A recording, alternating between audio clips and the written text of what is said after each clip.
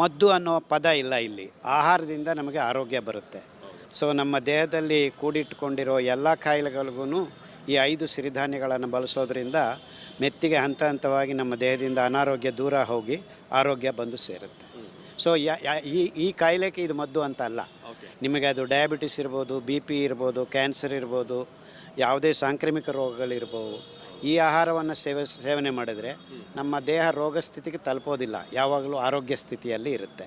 ಇದೆಲ್ಲ ನೀವು ತುಂಬ ದಿನ ಇಟ್ಕೊಂಡು ಉಪಯೋಗಿಸ್ಬೋದು. ಸುಮಾರು ಇದು 6 ತಿಂಗಳವರೆಗೂ ಇರುತ್ತೆ. ಯಾವುದೇ ಕಾರಣಕ್ಕೂ ಹಾಳಾಗಲ್ಲ. ಚೆನ್ನಾಗಿ ತೊಳೆದು ಒಣಗಿಸಿ ಹುರಿದಿರೋದ್ರಿಂದ ತುಂಬ ಚೆನ್ನಾಗಿರುತ್ತೆ. ತುಂಬ ಒಳ್ಳೆ ಘಮನೂ ಇದೆ.